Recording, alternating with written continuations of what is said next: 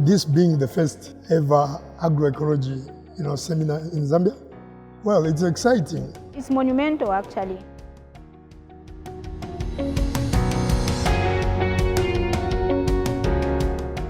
This Agroecology Conference was basically about bringing together the different stakeholders, being government, private sector, NGOs, UN agencies, traditional leaders, and the farmers, researchers, academia, and just to mention that every other sector that is related to agroecology. Distinguished guests, ladies and gentlemen, our agriculture sector stands at crossroads, needing a balance to productivity with other challenges posed by climate change. By bringing together different stakeholders, we aim to learn, share, and create valuable linkages. The era of working in isolation is over. We must complement each other's efforts. It is this conference aim that what will come out of this will feed into the strategic plan and support its implementation and overall national development agenda. Agroecological approaches can empower farmers, communities, women, and the youth while creating and driving a powerful climate-smart agriculture system. Together, let us create a future where agroecology serves as a cornerstone for fostering inclusivity, social equity, economic prosperity, and environmental sustainability. I urge all of us to approach this conference with open minds, willing hearts, and in a spirit of solidarity. As we explore the latest developments in agroecology, let us remember the importance of listening to the voices of small-scale farmers, indigenous communities, and marginalized groups who are in the forefront of practicing sustainable agriculture for better production, better nutrition, a better environment, for better life, leaving no one behind. We began with unpacking agroecology just to build shared understanding, ensure that all of us are on the same page. And so we had a lot of presentations from academia, researchers, to just create this shared understanding, unpack agroecology. But farming, when we look at it now, whether worldwide, is very big. But in addition to that, there's the second one, the climate change. Also, I was talking about the principles. One principle is soil and water conservation. How do you conserve that? Let's be serious. I mean, the farmers who are out there, you think they are making Malaysia to do a disservice to God's creation? No. They need some money to go and buy what they need. We need to offer farmers solutions where they can conserve at the same time as using these resources in a way that's going to allow them to have a reasonable life. When you go into an area, you first look at the landscape. What is in that landscape? If there's a water body, how sustainable are you going to manage it? If there are trees, so that promotes the ecosystem to function the way it is supposed to function. From these past experiences, obviously a lot of things have worked, even in academia, these have been documented. The comment I wanted to make is that when we talk of the farmers have destroyed the soils, I tend to disagree.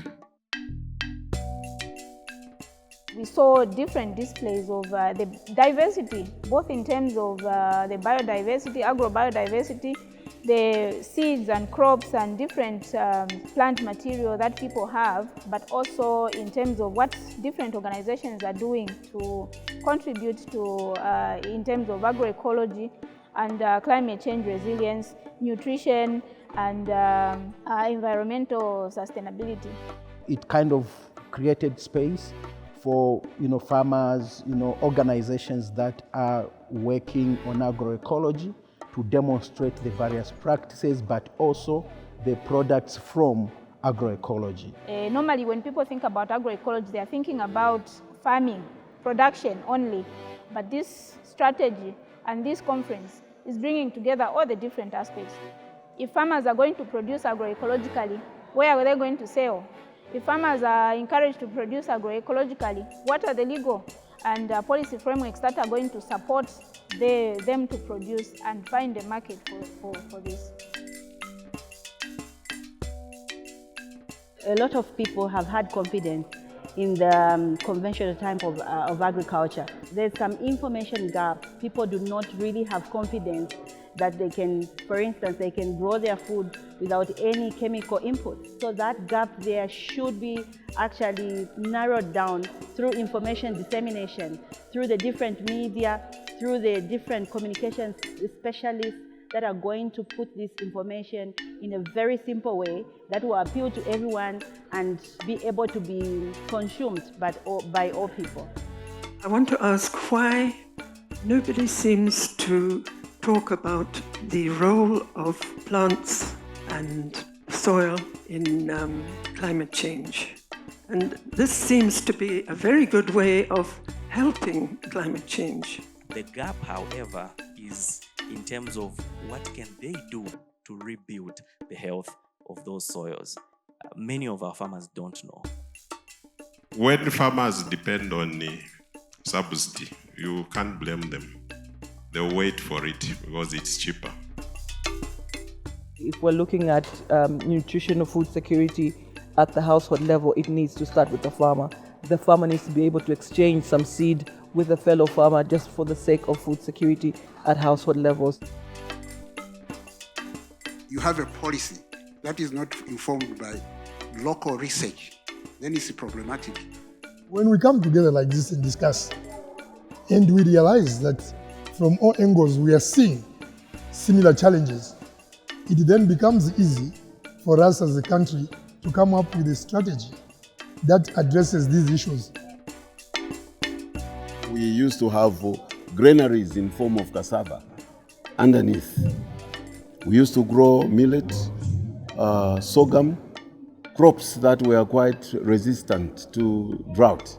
Unfortunately, nowadays, nearly everybody has forgotten about that and reverted to growing maize, and as a result, we've been hit badly by the drought.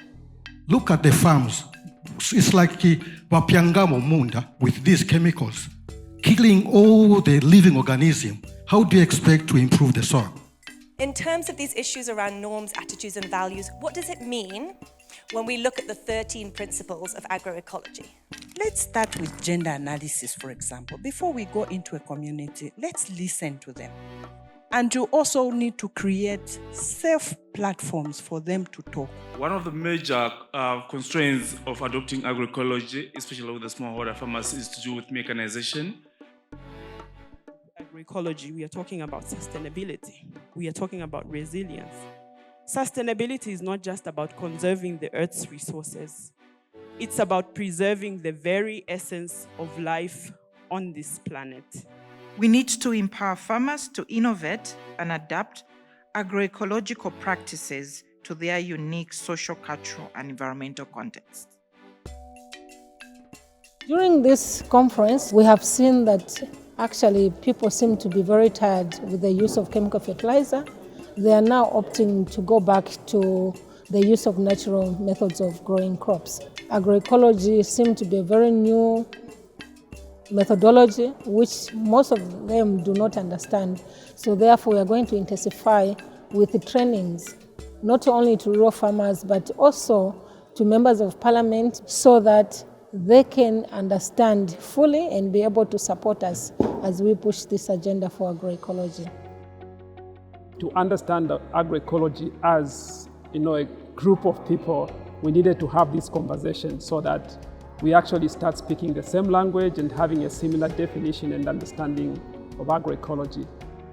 This conference has really helped us retrace our roots and by going back to the way we used to do things in the past, we will greatly mitigate the effects of climate change.